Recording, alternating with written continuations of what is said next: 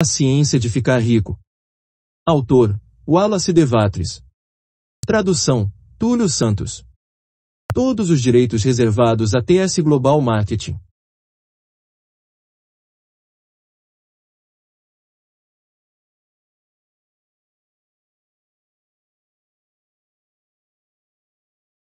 Ciência de ficar rico. Capítulo 9. Como usar a força de vontade. Para começar a ficar rico de uma maneira científica, você não deve tentar aplicar sua força de vontade em nada que esteja fora de você mesmo. Você não tem direito de fazer isso, de forma alguma. É errado tentar influenciar outros homens e mulheres a fim de induzi-los a fazer o que você deseja. É totalmente errado coagir pessoas pelo poder mental como é coagi-las pelo poder físico. Pessoas compelidas pela força física a fazer coisas para você serão reduzidas a escravas, e compeli-las por meios mentais é exatamente a mesma coisa, a única diferença está nos métodos. Tomar as coisas das pessoas pela força física é roubo, tomá-las pela força mental é roubo também. Não há nenhuma diferença de princípios. Você não tem nenhum direito de usar sua força de vontade em uma outra pessoa, mesmo que seja para o seu próprio bem. Você não sabe o que é bom para ela. A ciência para ficar rico não requer a aplicação de poder ou força a nenhuma outra pessoa, de forma alguma. Não há a mínima necessidade de fazer isso. Certamente, toda tentativa de usar a sua força de vontade nos outros tenderá somente a malograr seus propósitos. Você não precisa aplicar sua força de vontade às coisas, a fim de compeli-las a vir até você. Isso simplesmente seria tentar coagir Deus e seria bobo e inútil. Você não tem que tentar compelir Deus a dar-lhe coisas boas, assim como não tem de usar sua força de vontade para fazer o sol nascer. Você não tem que usar sua força de vontade para conquistar uma divindade hostil, ou para comandar forças rebeldes e inflexíveis. A substância é amigável a você, e está mais ansiosa para dar mais a você do que você está para receber. Para enriquecer, você precisa usar sua força de vontade somente em você mesmo. Quando você sabe o que pensar e fazer, você deve usar sua força de vontade para compelir-se a pensar e fazer as coisas certas. Este é o uso legítimo da força de vontade para ter o que você quer, usá-la para manter-se no curso certo. Use sua força de vontade para manter-se pensando e agindo de uma certa maneira. Não tente projetar sua força de vontade, seus pensamentos, ou sua mente para o espaço exterior para agir sobre coisas ou em pessoas. Mantenha sua mente em casa. Ela pode realizar mais lá do que em qualquer outra parte. Use sua mente para formar uma imagem mental do que você quer e para manter essa imagem com fé e propósito. E use sua força de vontade para manter sua mente trabalhando de uma certa maneira. Quanto mais constantes e contínuos forem sua fé e propósito, mais rapidamente você ficará rico, porque fará somente impressões positivas na substância, e não as neutralizará nem as deslocará com impressões negativas. A imagem de seus desejos, presa à fé e ao propósito, é captada pela substância amorfa, e a permeia por grandes distâncias, por todo o universo. Quando esta impressão é espalhada, todas as coisas movem-se para sua realização. Cada coisa viva, cada coisa inanimada, e as coisas ainda não criadas, são movidas para fazer o que você quer. Toda força começa a ser exercida nesse sentido. Todas as coisas começam a se mover para você. As mentes das pessoas em toda parte são influenciadas para fazer coisas necessárias a cumprir seus desejos, trabalhando para você, inconscientemente. Mas você pode estragar tudo colocando uma impressão negativa na substância amorfa.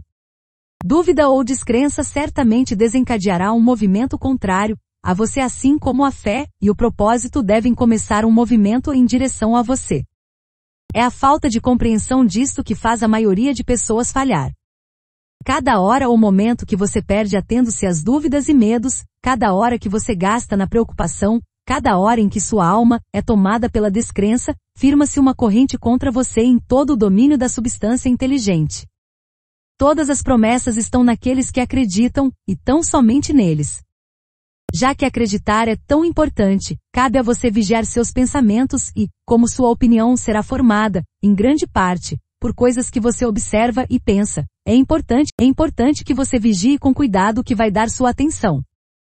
E aqui a vontade incide na prática, porque é por sua vontade que você determina em que coisas prestar atenção.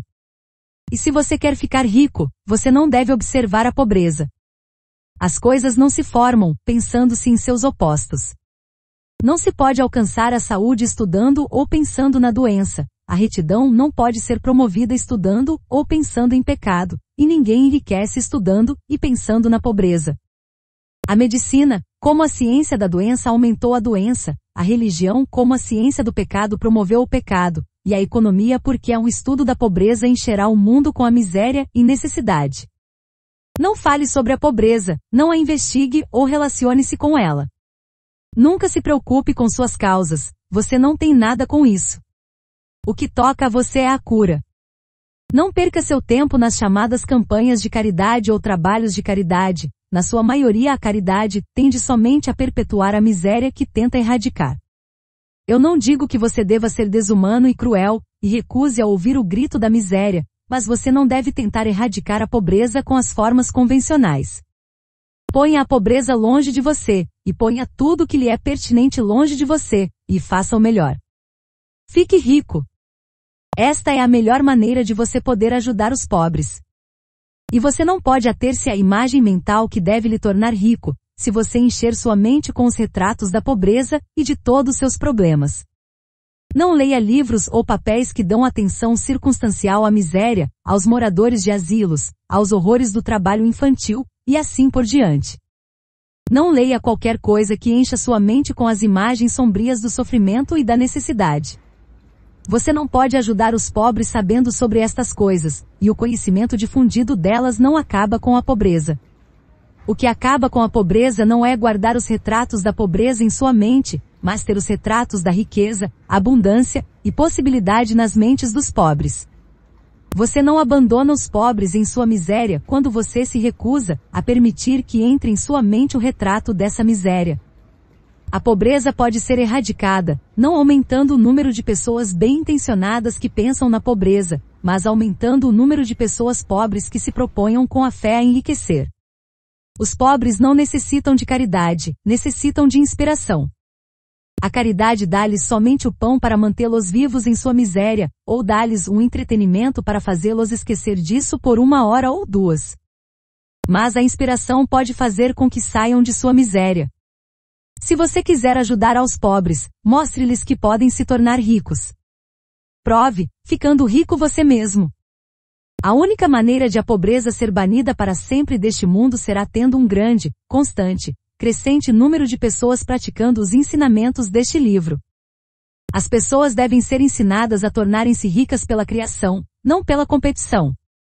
Toda pessoa que fica rica pela competição derruba a escada pela qual subiu, e derruba os outros, mas cada pessoa que fica rica pela criação, abre caminho para que milhares a sigam, e as inspira a fazer isso.